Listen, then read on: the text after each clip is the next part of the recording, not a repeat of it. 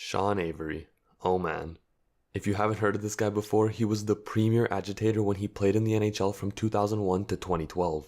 And if you want to know anything about this guy, you can just take a quick look at his NHL stat line. In his 580 NHL games played, Sean Avery had 90 goals, 157 assists for 247 points. But on top of that, he had 1,533 penalty minutes. So he wasn't a stranger to being in the penalty box for his antics. But this video highlights one of his antics that got him instant notoriety everywhere around the hockey world. If you didn't know who Sean Avery was before this particular event, then you certainly would after.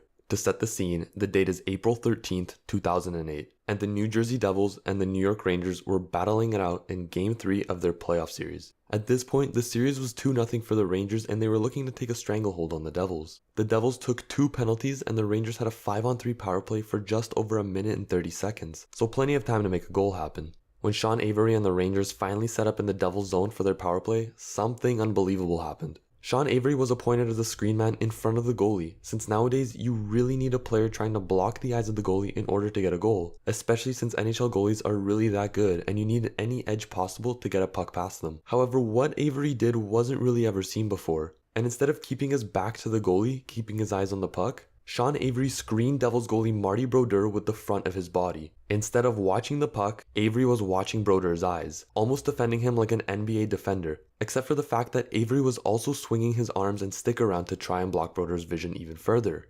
This is unbelievable. I've never seen anything like this.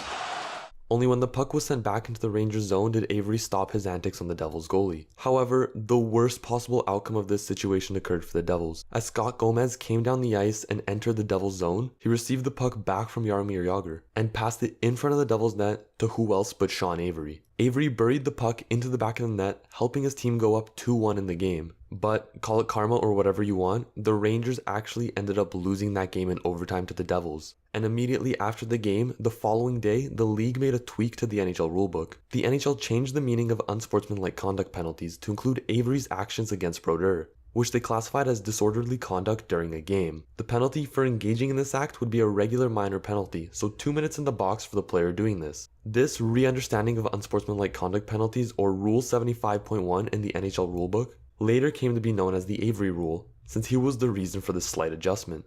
And in the end, the Rangers did end up beating the Devils 4-1 in the playoff series and moved on to the next round of the playoffs. And while we might not know for sure whether Avery's antics had any in-game mental draining on the Devils players, what we can guarantee is that Martin Brodeur was definitely not a fan of Sean Avery. I hope you liked the video, and I'll see you in the next one.